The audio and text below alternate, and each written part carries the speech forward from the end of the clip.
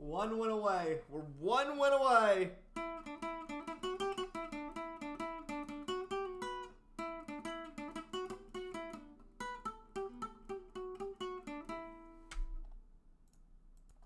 Bruins friends, you know what time it is. It is time to hug it out. Because that is a 3-1 victory over the Toronto Maple Leafs, bringing the Bruins to a 3-1 in series lead over the Toronto Maple Leafs. Welcome back down into the den, everybody. Now, I think we know the story of this. I think we all know the story of this game. Bruins power play continues to be electric. The Leafs are completely lost. Ilya Samsonov is just a complete fucking bum. And the Leafs the Leafs are completely lost. But I've been running the numbers a little bit. I've been running the numbers because ultimately at some point this comes down to numbers. So, let's talk about the core four of Toronto. Austin Matthews, Mitch Marner, John Tavares, William Nylander. Cut out these two, Marner and Matthews. Marner and Tavares. Austin Matthews and William Nylander are going to get raises in the next season. Oh yeah. Real quick, I forgot this last time. We are now at link. Oh, God damn it. We are now at link 3 of 16 on the chain. Link 3, baby. But like that says, we still got a long way to go. Anyway, back to the point.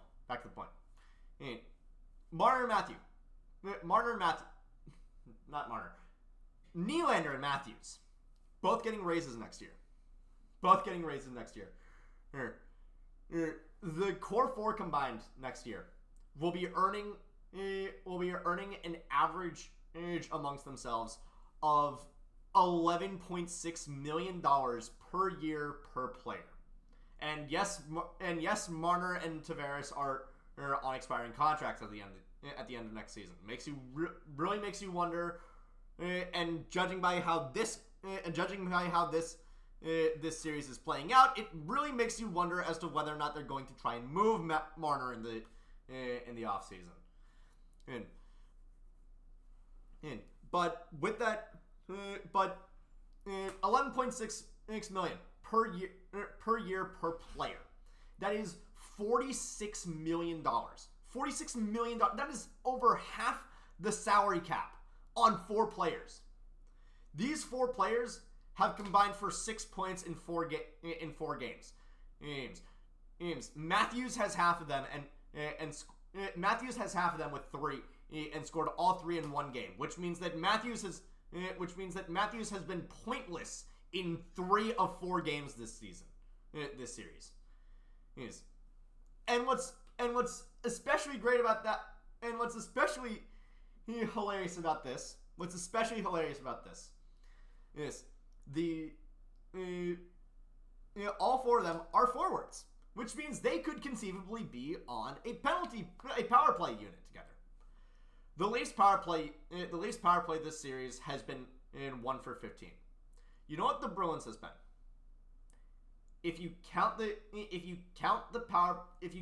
empty net goal that we scored at the end of Game 3, which was while the Leafs were on a penalty kill. So the Bruins had the power play, and also the Leafs emptied the net. I would still consider that a power play because ultimately the Bruins still had more people on the ice, more players on the ice than the Leafs. It is still essentially a 6-on-5. It's just a matter of where that 6 is being placed. But if you count that, the Bruins are 6 for 14, and even if you don't count that, they're 5 for 14, which is insane. This team is scoring over 30. This team is scoring over 33% of their power plays. Meanwhile, the Leafs can't even crack 10. And on a team that had a God, it is hilarious how pathetic the Leafs are. It is hilarious how pathetic the Leafs are. Just allowing James Van Riemsdyk to just five-hole Ilya Samsonov, and then allowing Brad Marchand to five-hole Ilya Samsonov on the power play because the Leafs penalty kill is so bad. Marner, oh my god, I used to like Marner. And as a person, I still think that he's a nice guy. In terms of a player, oh my god, the dude pinches. The dude this series has been pinching way too hard. This dude has been pinching on the most unnecessary of places, and he does not have the body for it. He does not have the body for it, and it just allows us to just bully him out of the puck. Look, and it allowed Marchand to five-hole. It allowed Marchand to just five-hole Samsonov, who, by the way, if the Leafs want any chance of winning this, I think Steve is right. You gotta bench Samsonov and maybe get rid of him. You can't keep doing this, Leafs. You can't keep doing this, Leafs. You can't keep allowing us to run your show like this, unless you know full well that you are here just to make us look good. As for the Bruins, I really want to highlight the fourth line, because this fourth line, I don't think people are really thinking about it like this, but I really think that this fourth line is our newfound Merlot line. And let's see, Pat Maroon is our newfound Sean Thornton, a guy who's a big burly motherfucker whose entire job is to take hits and deliver the puck to someone who does not have the aggro. Oh, he is a big man, and he is going to get hit a lot, and that is his entire and that is the entire point of his game. Johnny Beecher is our Greg Campbell. He's fast. He's okay with the puck, but he is cruising for a bruising. He wants to drop the mitts with anybody with anybody. And it does not matter if he wins. It doesn't matter if he wins, because the point is to get the boys bumping. And then Jesper Boqvist is our Daniel Paille, the guy on the fourth line who admittedly may have the puck skills for third line in action, but ultimately it is incredible. It is incredible that this line is this good. To give you an idea of how good this Bruins fourth line is here it is from Money Puck. This Bruins fourth line is tied with Will Coyle, Alex Wenberg, and Capo Caco for the third highest expected goals percent of any singular line at 5-on-5 in the playoffs. And that includes and the only two lines ahead of it are the Pius Suter, JT Miller, Brock Besser line from Vancouver, and the freaking Zach Hyman and Connor McDavid and Alex Henrique line from Edmonton. Zach Hyman, by the way, has 6 goals already this postseason. Jesus Christ, which also means that Zach Hyman has as many has as many goals this postseason as points that the Leafs core 4 has. You really should have re-signed him, Leafs. But I don't want to. And here's the thing: I, as a Bruins fan, do not want to count my eggs before they're hatched. I don't want to say that this series is over before it's over. But you can tell that there is a difference with the way that this series is going from as opposed to last year. Last year, let's just be honest. Any of those 7 games could have gone either way. And whether we want to admit it or not, the Bruins and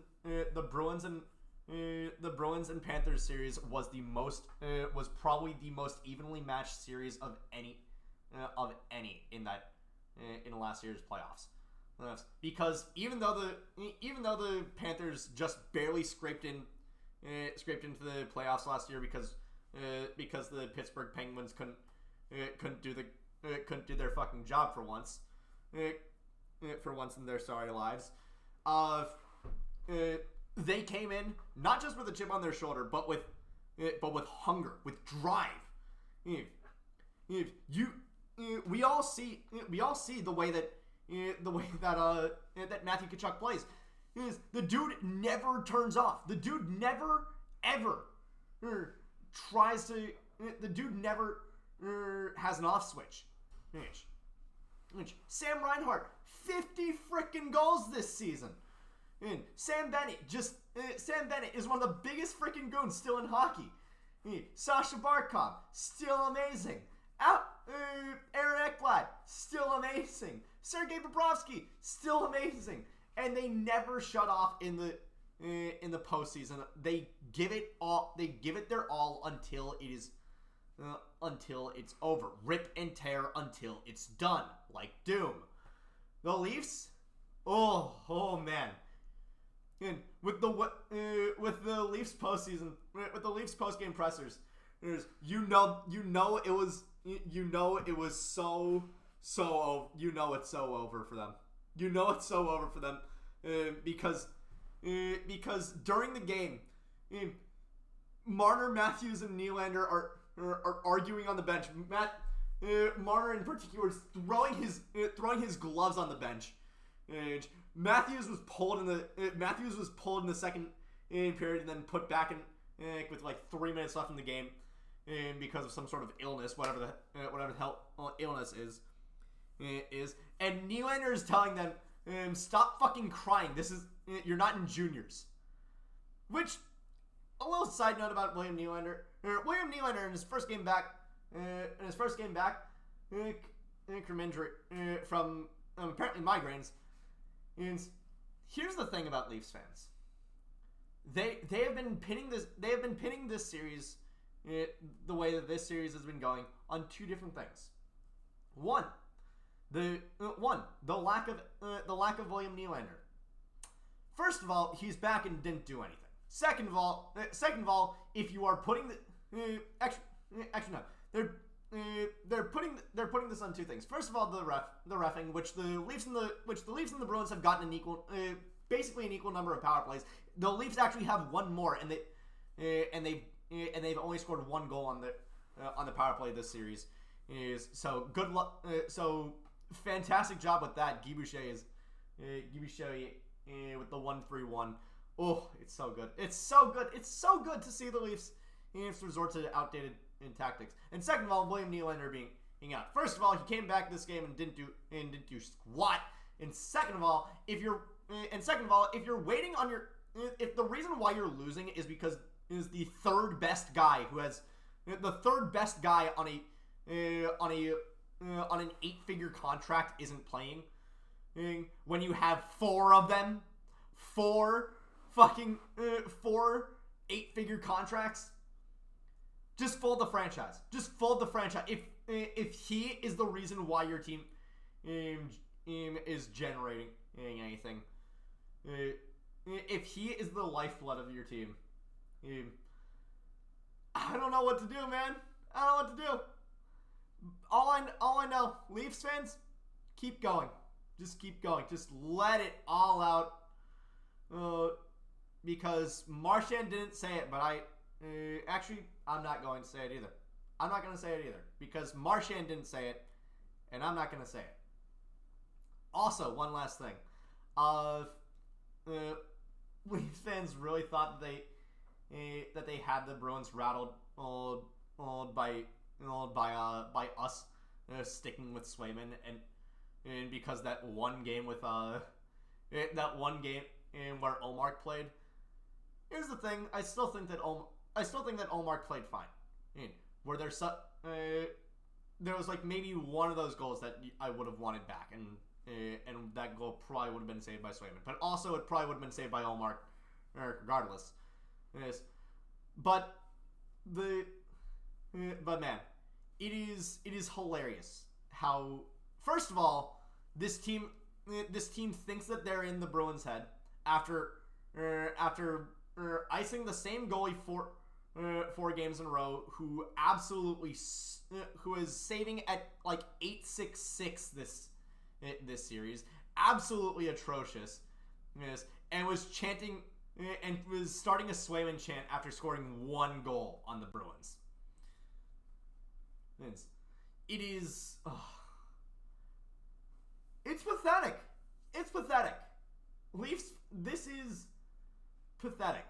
And on the one hand, there's a part of me that's like, man, I want this rivalry between us and the Leafs to be competitive. But at the same time, I'm fine with an easy ride. I'm fine with an easy ride. And if my words come back to haunt me, so be it. So be it. Honestly, I have more important things to worry about than this. I have finals that need to be done. Everything is falling apart for me, but Bruins are the consistency in my life right now. And I think, honestly, that is probably going to be it. Thank you all so much for watching. I'll see you guys in Game 5. Take care.